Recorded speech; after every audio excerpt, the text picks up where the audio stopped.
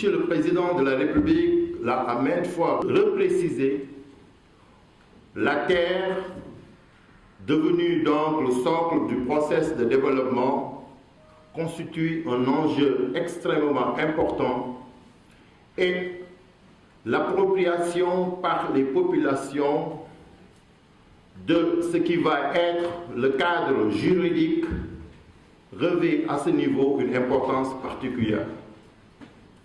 La démarche que nous avons revisitée par rapport à la Commission augure de l'appropriation sans réserve par les populations de ce qui va être le cadre juridique de la gestion future du foncier.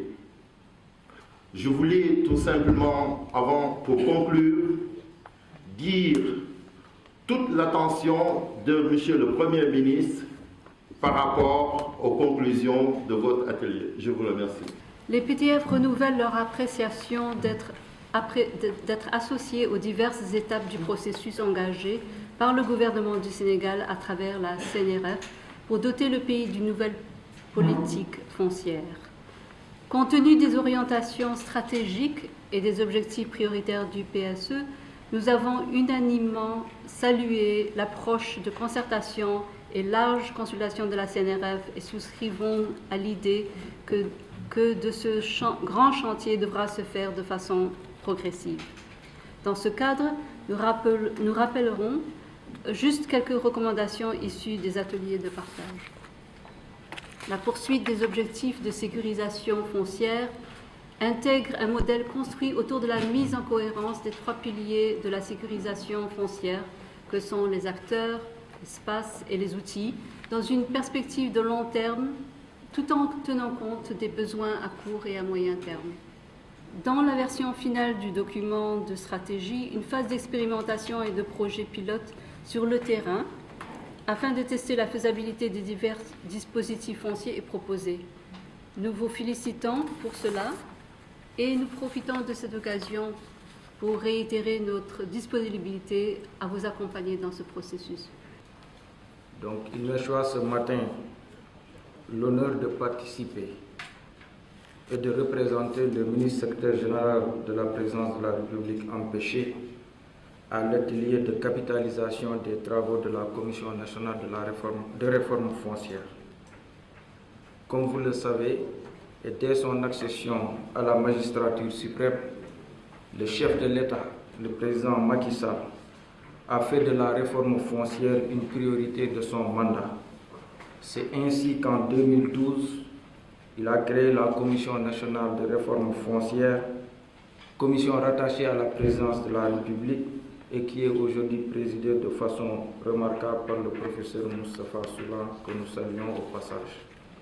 Mesdames et messieurs, la gestion des terres constitue l'un des défis majeurs qui interpellent l'État en général, mais aussi les collectivités territoriales, dans un contexte de communalisation intégrale, particulièrement du point de vue de l'efficacité et de la viabilité de nos collectivités territoriales.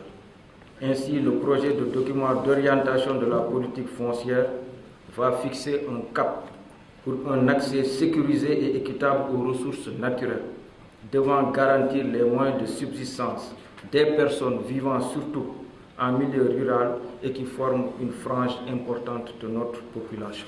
Ensuite, la définition de mécanismes d'articulation entre la réforme foncière et la politique de développement économique, social et environnemental du pays.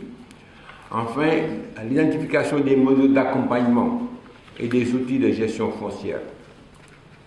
Globalement, le document de politique foncière élaboré a pour finalité la clarification de la ligne de conduite de l'action publique relative entre autres à l'accès, la gestion et l'exploitation des terres. En tant que telle, la politique foncière traduit des choix politiques des pouvoirs publics, mais aussi un engagement de toutes les parties prenantes à garantir l'amélioration de la gouvernance foncière à long terme. Personnellement, j'ai eu à participer à certaines réformes dans notre pays, mais je pense que de par son impact socio-économique, cette réforme foncière est probablement la plus grande réforme juridique de notre pays. En tant que juriste, je peux l'affirmer.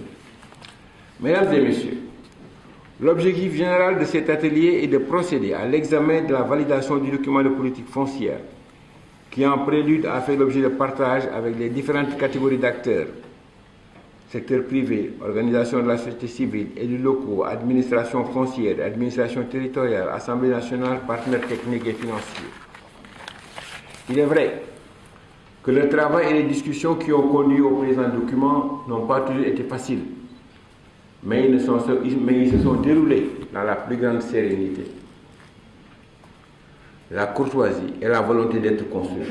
C'est pour moi l'occasion et le lieu de remercier toutes les parties prenantes pour leur esprit de dépassement ayant conduit à des consensus autour des questions fortes de politique foncière. L'idéal aurait été d'avoir un document unanime, mais comme nous le savons tous, l'unanimité n'est pas de ce monde. Aussi, chacun a mis du sien, mais que nous avons l'intime conviction d'avoir voulu refléter l'immense majorité et l'écho profond que nous avons entendu à travers les 118 réunions que nous avons menées depuis 2 ans pour formuler le document de politique foncière. La CNRF est absolument convaincue aujourd'hui et demain que seules de larges concertations continueront d'être la clé de voûte si l'on veut disposer d'une réforme foncière dont l'application ne souffrira d'aucune distorsion, car ayant relevé le défi de l'appropriation en amont et aussi peut-être le contrôle a posteriori avec le futur observatoire de suivi de la réforme. L'objectif poursuivi par la Commission, c'était d'avoir une réforme légale, mais surtout une réforme légitime. Mais une réforme n'est jamais terminée. Elle se poursuit dans le temps. Les partis ont toujours la possibilité de bonifier 50 ans après un document. Qu'on ne s'arrête donc pas sur cette vision de ce document, mais c'est un processus qui ne fait que commencer. Mesdames et messieurs, vous me permettez pour conclure de réaffirmer cette conviction forte, solennellement exprimée à maintes reprises de M. le Président Macky Sall, pour qui cette réforme est l'une des plus grandes réformes de notre pays. Je ne saurais clore mon propos sans réitérer à chacun et à chacune d'entre vous toute ma gratitude et toute ma reconnaissance pour votre participation qui a été active, constructive et bienfaisante.